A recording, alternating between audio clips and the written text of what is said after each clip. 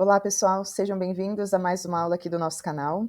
Eu sou a professora Aline, junto com a Karina nós fazemos parte da Nutrição em Foco, que em parceria com a Plenitude Educação nós ensinamos nutricionistas a passarem na prova de residência em nutrição.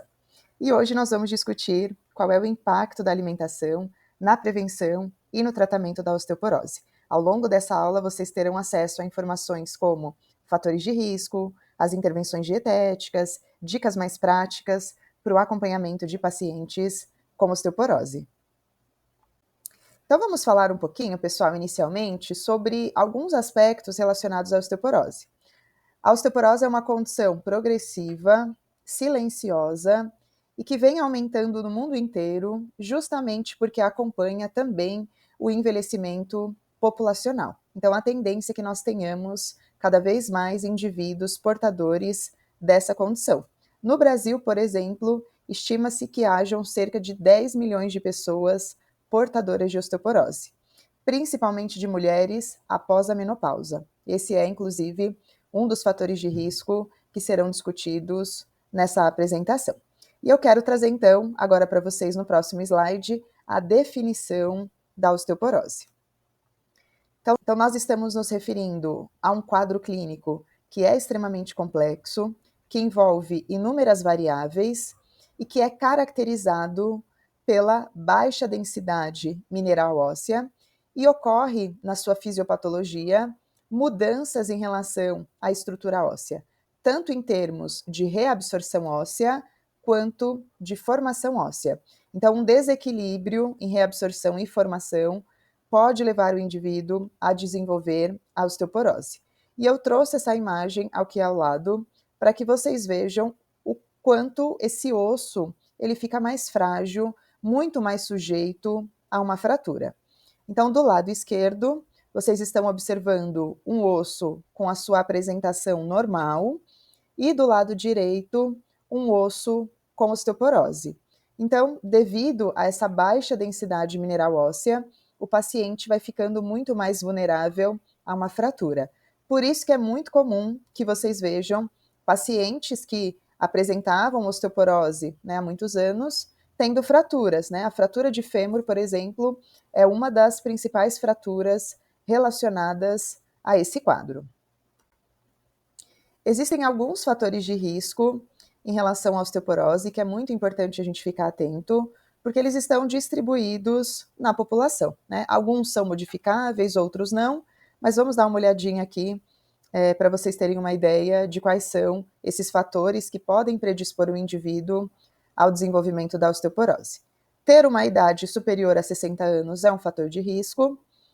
O surgimento de amenorreia, ou seja, a ausência de menstruação, que normalmente nós vemos, por exemplo, em atletas do sexo feminino, devido ao excesso de exercício, é também considerado um fator de risco importante. Ser de etnia branca ou asiática também aumenta o risco para a osteoporose. O surgimento dessa condição tem uma relação também com consumo bastante elevado de álcool e de cafeína. Ter história familiar para osteoporose ou de fraturas de quadril. E um dos aspectos mais importantes que nós discutiremos no decorrer dessa aula é em relação ao cálcio e à vitamina D. Uma ingestão insuficiente desses dois nutrientes, e claro que da vitamina D nós não estamos pensando apenas em ingestão, mas também em exposição solar, isso pode sim comprometer o desenvolvimento ósseo, a formação óssea, e isso está relacionado ao maior risco de osteoporose. Além desses, nós temos o sexo feminino, então, mulheres apresentam maior risco para o surgimento de osteoporose, especialmente, pessoal, após a menopausa, que é quando ocorre a depleção do estrogênio. Antes desse período, esses hormônios, o estrogênio e outros hormônios sexuais femininos, eles têm um efeito protetor na densidade óssea. No entanto, na menopausa, como começa a haver uma queda muito importante desses hormônios, essa mulher vai ficando mais suscetível ao desenvolvimento da osteoporose. Então, nós devemos ter muita atenção em mulheres, principalmente após esse período, após a menopausa. A falta de atividade física também é considerado um importante fator, porque o exercício, ele estimula a formação óssea. devido inclusive ao impacto da gravidade durante a realização do exercício físico. Então, indivíduos que são sedentários apresentam maior risco para essa condição. Um outro ponto que é muito discutido na literatura é em relação ao estado nutricional, né, principalmente em relação ao IMC. Ter um IMC baixo é um fator de risco para uma menor densidade óssea, e isso leva, consequentemente, a maior risco de fraturas. Tá? Então, indivíduos que têm um IMC baixo, baixo peso, ou mesmo uma baixa quantidade de gordura corporal, estão relacionados ao desenvolvimento de osteoporose. E o contrário, portanto, é verdadeiro, né? A gordura, ou uma quantidade um pouco maior de gordura corporal, tem um efeito, entre aspas, protetor, né? Então, nós observamos que indivíduos que apresentam maior IMC, eles apresentam geralmente também uma maior densidade óssea, e por isso teria aí um efeito, né, protetor, como eu comentei. O hábito de fumar também é um importante fator de risco para o desenvolvimento de osteoporose e também a sarcopenia, né? Então a gente precisa ficar atento, especialmente nos idosos, em que a sarcopenia é muito prevalente, e também indivíduos que vão apresentando uma perda óssea devido a uma dieta insuficiente ou até mesmo após a realização de um procedimento cirúrgico, como a cirurgia bariátrica, ou doenças inflamatórias intestinais, que podem comprometer a absorção de nutrientes. Então, esses indivíduos teriam também um maior risco para o desenvolvimento desta condição. Existem dois tipos, classicamente, de osteoporose. A osteoporose primária, que ocorre, na maioria das vezes, devido ao envelhecimento. Então, indivíduos que apresentam uma idade acima de 70 anos, e especialmente mulheres, são muito mais suscetíveis ao desenvolvimento da osteoporose, mas ela também pode surgir devido a uma outra condição, por exemplo, a presença de uma patologia ou de uso de medicamentos de forma crônica, né? Especialmente corticoides, né? Anti-inflamatórios do tipo corticoide têm uma relação com essa condição. Em relação às doenças que estão relacionadas ao maior risco de osteoporose, nós temos, por exemplo, a diarreia crônica, que pode acompanhar outras condições. Por exemplo, um paciente com pancreatite, ou um paciente com doenças inflamatórias intestinais, síndrome de má absorção, que é muito frequente, por exemplo, em paciente com doença celíaca, os pacientes com doença renal crônica, com doença pulmonar obstrutiva crônica, pacientes que passaram por uma remoção parcial do estômago, a gastrectomia, ou que têm hipertiroidismo, hiperparatiroidismo, são doenças que estão relacionadas ao surgimento de osteoporose. E esse tipo, então, se classifica como sendo uma osteoporose secundária. E para falar mais detalhadamente sobre alguns fatores de risco, pessoal, a gente precisa lembrar que o metabolismo ósseo é um processo dinâmico, mediado por osteoblastos, que estão envolvidos na formação óssea, e pelos osteoclastos, que são células envolvidas na reabsorção óssea. Em pacientes idosos, geralmente se observa um desequilíbrio entre esses dois tipos celulares. E existem alguns fatores de riscos, que terão efeito justamente nessa mediação do metabolismo ósseo. Por exemplo, o hábito de ingerir bebida alcoólica em excesso e também o hábito de fumar apresentam efeitos que são tóxicos sobre os osteoblastos. E isso favorece a maior reabsorção óssea, reduzindo, portanto, a densidade mineral do osso, o que leva o indivíduo a esse osso mais poroso, mais frágil, suscetível à fratura. Então, é um comportamento, né? São comportamentos que nós precisamos desestimular, tanto tendo em vista a prevenção da osteoporose, quanto o tratamento dessa condição, sabendo então que esses dois hábitos terão efeitos prejudiciais no osso, no metabolismo ósseo. Já a atividade física é vista de forma extremamente benéfica, tanto em termos de prevenção quanto em termos de tratamento. E nós temos aqui algumas informações que são importantes de serem discutidas, inclusive com o paciente. Por volta de 10 a 20 anos de idade, é quando nós observamos um crescimento muito mais intenso do esqueleto. E é nessa fase, então, que há um aumento muito significativo da massa óssea. Por isso que a prática de atividade física nessa janela, né, então nós estamos falando aqui da adolescência, tem um efeito muito positivo nesse aumento da massa óssea. Já se existem outros comportamentos, como eu acabei de mencionar, a ingestão de bebida alcoólica em excesso, o hábito de fumar, uma alimentação inadequada, tudo isso terá um impacto aqui nesse ganho de massa óssea que ocorre de forma muito mais expressiva durante a adolescência. Então, a atividade física nessa fase é extremamente benéfica. E os efeitos da atividade física estão relacionados à diminuição de marcadores inflamatórios do esqueleto e também ao estímulo da função dos osteoblastos, que são células que eu mencionei há pouco, que estão relacionadas à formação óssea. Quando nós falamos do envelhecimento, pessoal, esse processo ele vai ocorrendo de modo muito diferente, né? Geralmente nota-se um desequilíbrio nesses dois tipos celulares.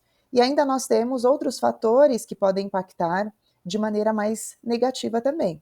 Por exemplo, idosos que estão institucionalizados, acamados, que apresentam prejuízo de mobilidade, eles terão uma perda óssea muito maior. Então, a atividade física, ela precisa ser vista tanto como meio de prevenir essa condição, porque ocorre esse estímulo às células que estão envolvidas na formação óssea, quanto no tratamento dos pacientes com osteoporose também, né? Então, a atividade física, ela precisa ser bem orientada por profissionais da área que apresentam essa expertise, mas nós, enquanto nutricionistas, precisamos estimular o paciente à realização de atividade física, tendo em vista todos esses benefícios que eu comentei. Então, em termos de prevenção, nós temos alguns aspectos que podem ser discutidos com o paciente. Por exemplo, ter uma alimentação saudável, bastante variada, que garanta todos os nutrientes que participam do metabolismo ósseo, é fundamental para a prevenção da osteoporose. Manter os níveis séricos adequados, principalmente do cálcio e da vitamina D, que são dois nutrientes críticos para a formação e manutenção óssea, também é uma estratégia interessante. Ter uma exposição solar suficiente também. E aqui nós temos que lembrar que cada indivíduo pode ter uma síntese de vitamina D diferente, devido, por exemplo, à pigmentação da pele, ao próprio envelhecimento, né? Então, idosos, por exemplo, têm uma síntese de vitamina D menor. Qual é o período que esse indivíduo se expõe ao sol? Qual é o país em que ele vive? Será que ele deixa exposto uma superfície corporal suficiente sem a utilização de filtro solar? Então, são fatores que podem impactar também nessa maior síntese de vitamina D pela pele, né? Então, não é tão simples assim, mas nós devemos recomendar essa exposição solar, até porque nós sabemos que a grande maioria dos alimentos apresentam uma quantidade muito pequena de vitamina D, não sendo suficiente para garantir a necessidade fisiológica. Então, isso teria que ser complementado pela exposição solar. E caso o indivíduo tenha limitações a essa exposição, por exemplo, um paciente que tem uma doença de pele, que ele não pode se expor ao sol, nesse caso nós devemos pensar na suplementação de vitamina D. Inclusive, tem vídeos aqui no canal falando sobre a importância da vitamina D, as recomendações atuais, como se prescrever um suplemento de vitamina D. Então, se vocês quiserem buscar esses vídeos aqui no canal, vocês terão acesso a essas informações em mais detalhes. E devemos lembrar de dois importantes fatores de risco, que incluem o tabagismo e a ingestão de bebida alcoólica, né? Então, se nós queremos prevenir a osteoporose, nós devemos desestimular esses dois hábitos também, não só por isso, né, por outras razões que impactam também na saúde do indivíduo. E a atividade física, o exercício físico, ambos devem estar sendo orientados, né, por profissionais da saúde. Obviamente que se nós estamos falando de treino, frequência, aí precisamos de um profissional da área para esse tipo de orientação. Mas enquanto profissional da saúde, nós devemos mostrar os benefícios para o paciente na realização de exercício físico, e vocês viram o impacto positivo desde a adolescência até o envelhecimento, né, e até mesmo quando o indivíduo já é portador dessa condição. E quais são os objetivos, então, do tratamento? Agora vamos falar do paciente que já possui osteoporose. Nós temos por objetivo a diminuição do risco de fraturas, então prevenção de fraturas é um dos alvos com o tratamento farmacológico e também de mudança no estilo de vida, reduzir complicações e também óbito do paciente, melhorar a qualidade de vida para que ele tenha condições de manter as suas atividades diárias com menor risco de fraturas, e também tendo em vista que a osteoporose ela traz um custo econômico e também social. Então, se a gente consegue tratar adequadamente esse paciente, evitando complicações e outros riscos, nós diminuímos de forma muito importante esses gastos do tratamento. Sobre o tratamento farmacológico, pessoal, nós temos diferentes medicamentos que terão um efeito também muito específico em relação ao metabolismo ósseo, tá? Então eu trouxe aqui para vocês, mais a título de conhecimento, eu não vou me ater tanto a esse assunto, porque esse canal ele é muito mais voltado para nutricionistas e estudantes de nutrição, mas acho importante vocês saberem que dependendo do medicamento que está sendo utilizado, ele tem efeitos distintos no metabolismo ósseo. Então, existem tratamentos que são bastante eficazes para reduzir o risco de fratura. Por exemplo, medicamentos como os bifosfonatos estão relacionados a uma redução da degradação óssea. Já os estrogênios, os análogos do hormônio paratireoide, eles melhoram a densidade óssea. E os inibidores de rank ligante e também a calcitonina são opções utilizadas para situações muito mais graves, tá? Então, existem aqui medicamentos que são aprovados pela FDA e que terão um efeito, como eu mencionei, seja na construção do osso ou na redução da degradação óssea. A prescrição é médica, então é o médico que vai indicar o melhor tratamento para o paciente, dependendo dos fatores de risco que estão presentes, das doenças que estão associadas, dos medicamentos que esse paciente faz uso. Então, essa é uma decisão para ser discutida com o médico. E claro que a gente precisa falar sobre a importância da nutrição na prevenção e também no manejo da osteoporose. Então, eu quero discutir com vocês agora nutrientes que estão envolvidos nesse processo. Alguns que são mais clássicos, como o cálcio e a vitamina D, mas é importante a gente rever também os outros nutrientes que participam do metabolismo ósseo. Então vamos iniciar essa discussão falando sobre a vitamina K, que é um micronutriente extremamente importante. E nós obtemos a vitamina K principalmente pela ingestão de vegetais de folhas verdes.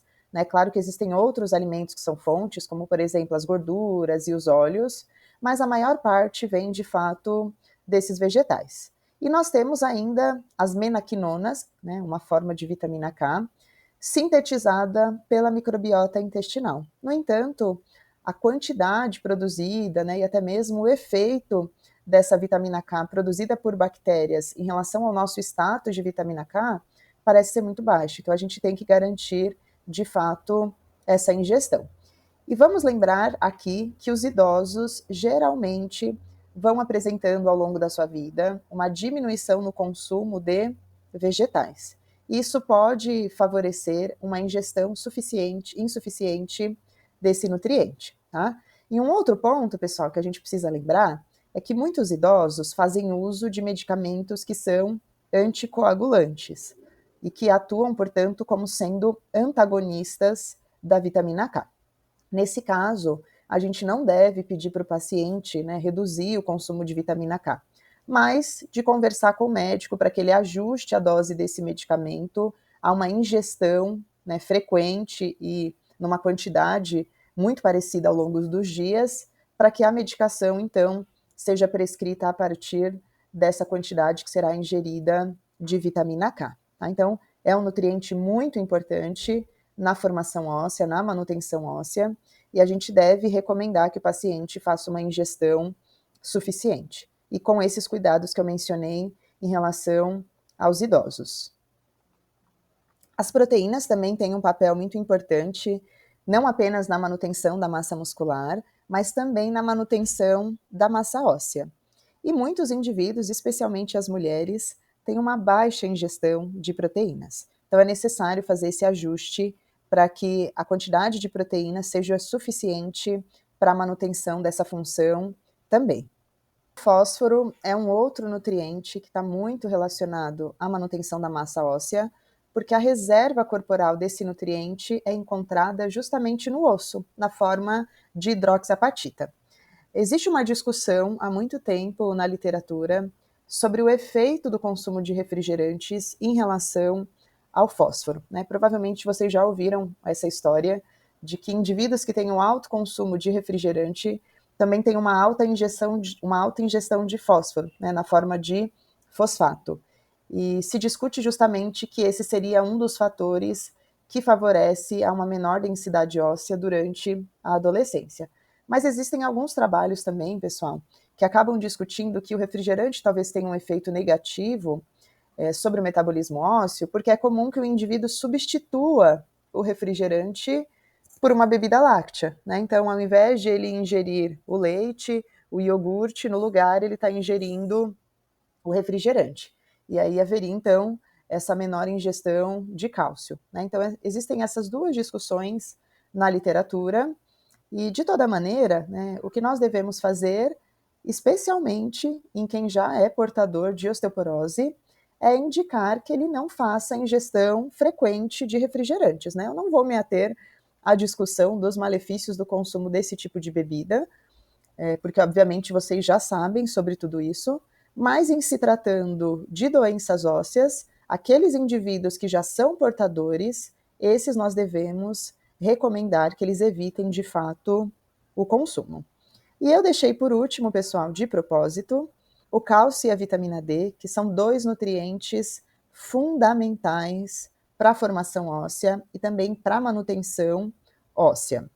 Então vamos falar um pouquinho primeiro sobre o cálcio e depois a gente discute em mais detalhes sobre a vitamina D, né? Então o primeiro ponto é que nós, seres humanos, temos uma necessidade alta de cálcio, né? Então a gente depende da quantidade de cálcio ingerida.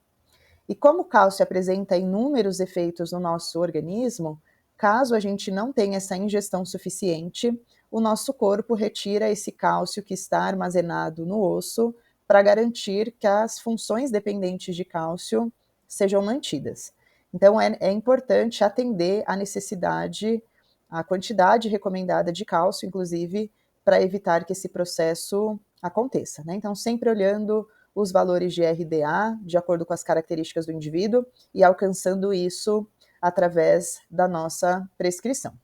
Se porventura nós não conseguimos alcançar a RDA, aí nós devemos então pensar sobre a utilização de suplementos de cálcio.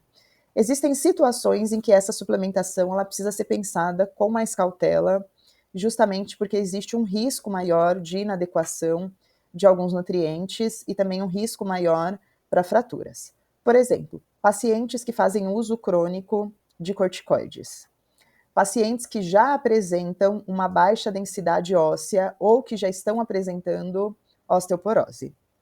Se estamos acompanhando mulheres na menopausa ou na perimenopausa, né? Esse é um nutriente crítico a ser avaliado também. E indivíduos que apresentam intolerância à lactose. Então, nesses casos que eu mencionei, talvez seja necessário incluir um suplemento de cálcio na dieta desse paciente para atender a RDA. Quais são os suplementos mais utilizados? Na prática, pessoal, o mais comum é o carbonato de cálcio. No entanto, existe uma limitação para a sua utilização na prática clínica. O carbonato, ele precisa de um meio ácido para ser absorvido. Então, ele precisa ser tomado junto com os alimentos, né? Logo após as refeições, porque essa acidez intensifica a sua absorção.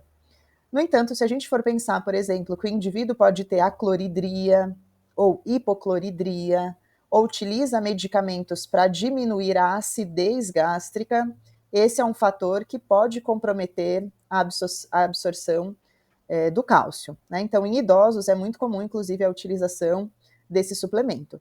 E se o idoso, que normalmente já tem hipocloridria, talvez o carbonato de cálcio não seja o suplemento mais interessante, né? Nesses casos que já ocorre uma diminuição da acidez gástrica, seria mais adequado optar por um outro suplemento que não seja dependente dessa acidez, como, por exemplo, o citrato de cálcio, né? Não é necessário um ambiente ácido para que a sua absorção aconteça. Então, é um suplemento mais interessante pensando nesse sentido. E vamos falar um pouquinho, pessoal, sobre a vitamina D, até mesmo porque, embora estejamos em um país tropical, é muito comum que encontremos na prática clínica indivíduos que estão com deficiência de vitamina D. E a vitamina D tem um papel muito importante, inclusive na manutenção das concentrações séricas do cálcio e do fósforo. Então, nós precisamos pensar, né, na vitamina D, cálcio e fósforo em conjunto também. A vitamina D, pessoal, além de ter esse efeito estimulando a absorção de cálcio no intestino, né, que é um fator muito importante, ela também está relacionada ao estímulo da atividade dos osteoblastos. Então, estímulo para a formação óssea, né? E como eu disse, nós podemos ter algumas limitações para a síntese de vitamina D pela pele, né? O uso de filtro solar, o tom da pele, onde se vive, qual é a idade, tudo isso está relacionado a um efeito na síntese de vitamina D um pouco diferente, né? Então essas orientações elas precisam ser muito individualizadas. E como muitos alimentos, né, que nós consumimos diariamente não têm boas quantidades de vitamina D, exceto aqueles que são mais gordurosos, né, como o salmão, o atum, a sardinha, o óleo de fígado de bacalhau, alguns cogumelos. Esses alimentos até apresentam uma quantidade interessante de vitamina D, ainda assim não suficiente para atingir a necessidade fisiológica. Então, em alguns casos, a gente também terá que optar por um suplemento de vitamina D, especialmente se nós estamos falando de um idoso acamado, que não se expõe ao sol, de um idoso que está hospitalizado, ou que tem alguma doença e não pode se expor ao sol. Então, nesse caso, a gente deve pensar também sobre a suplementação, né? O mais seguro para realizar a suplementação de cálcio é após a análise dos níveis séricos, né? Então, é importante ter o resultado do exame laboratorial para, então, prescrever a dose da vitamina D, o tempo de uso.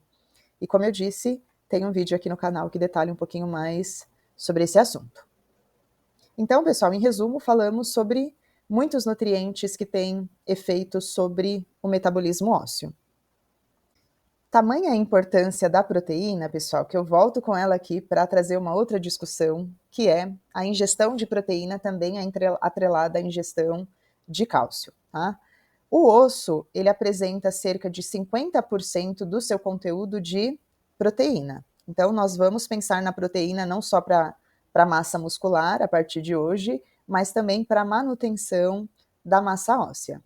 E os estudos mostram que aliar a ingestão proteica à prática de atividade física favorece a força óssea, né? Inclusive a manutenção da densidade óssea também. Então é extremamente aconselhável essa combinação. E uma outra combinação também muito recomendada é da ingestão de proteína associada à ingestão suficiente de cálcio, porque são estratégias que estimulam os hormônios que são calciotrópicos e também reduzem aqueles que teriam um efeito sobre a reabsorção óssea, tá? Então, observem com cuidado essa combinação.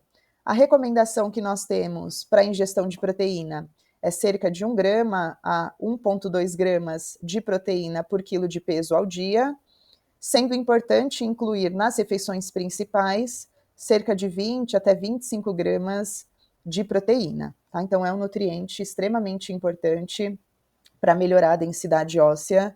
Nós não devemos, né, deixar em quantidade insuficiente na prescrição. Então, muito cuidado na dieta quando vocês forem prescrever esse nutriente. E vamos falar sobre outros cuidados na alimentação desse paciente que já apresenta osteoporose. Nós recomendamos que não haja o consumo excessivo nem de café e nem de bebidas contendo cafeína, né? Por exemplo, chás escuros, como chá preto, chá mate. Existem algumas explicações para essa recomendação.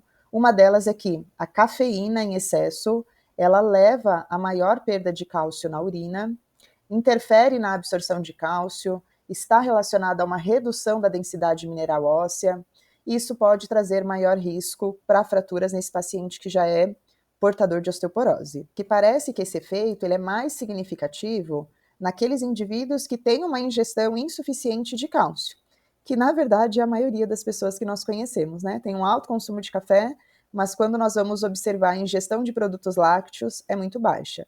De toda maneira, é importante que vocês tragam esse tipo de discussão, né? Observem se é possível manter ou não esse consumo. E caso haja, então, né, a manutenção do hábito do consumo de café, que esse consumo seja moderado, né? Então, existem algumas recomendações de não ultrapassar, por exemplo, se for uma xícara de café coado, não ultrapassar 3 xícaras de café, né? Então, tem algumas pessoas que têm uma alta ingestão de cafeína proveniente do café mesmo durante o dia. E claro que a gente também precisa olhar qual é o momento que se faz essa ingestão de cafeína, né? Porque se for numa refeição que contém alimentos que são ricos em cálcio, pode haver essa interação que eu comentei também. Nós conversamos no decorrer dessa aula também sobre o efeito da bebida alcoólica, especialmente provocando um efeito tóxico sobre os osteoblastos e ainda um estímulo sobre os osteoclastos. Então, nós devemos evitar esse consumo também. Refrigerantes do tipo cola, né, trouxemos a discussão em relação à alta quantidade de fósforo, a alguns indivíduos que acabam não consumindo outras bebidas lácteas porque preferem refrigerante. Então, nós devemos também desestimular o consumo. O excesso de sal e de sódio também aumenta o risco, porque está relacionada a maior excreção de cálcio na urina. E a dieta da população brasileira é uma dieta com muito sal, com muito sódio. Então, é necessário fazer esse ajuste também no paciente com osteoporose. E o excesso de fibras, né, que normalmente nós vemos em dietas que são baseadas em vegetais de fato. Porque vejam que esse excesso nós estamos considerando mais do que 50 gramas de fibras ao dia. Obviamente que a maioria das pessoas não alcança isso. Mas em vegetarianos isso pode acontecer. Então é necessário que a gente faça essa adequação também.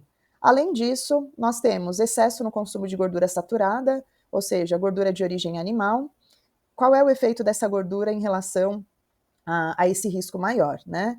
Esse efeito, né, na verdade, sobre a saúde óssea. A gordura saturada, ela forma um complexo, né, se existe um alto consumo, e haverá um complexo com cálcio. E esse cálcio ele será eliminado nas fezes, né? Então, nós temos uma perda muito significativa quanto maior é o consumo de gordura de origem animal. O ácido oxálico, os oxalatos que estão presentes, por exemplo, na beterraba, no cacau, no chocolate, nozes e no feijão, diminuem a absorção de cálcio. Então, a gente precisa olhar com cuidado para esses alimentos consumidos também. Os carboidratos simples aumentam a eliminação de cálcio na urina. Então, os excessos é que precisam ser observados com mais cautela. E para fechar, então, esse conteúdo falando sobre alimentação, pessoal, é fundamental manter um padrão alimentar saudável, porque está relacionado à saúde óssea, e esse é um ponto crucial no paciente que já é portador de osteoporose, e nós devemos garantir que ele receba todos os nutrientes que são necessários para a manutenção da saúde óssea.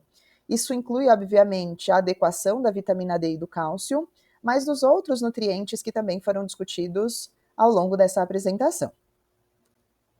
E eu trouxe aqui, né, outros aspectos que precisam ser orientados no paciente com osteoporose para prevenir quedas e fraturas, né? Não deixar os objetos espalhados no chão, porque ele pode tropeçar e cair, e aí tem um risco para fratura.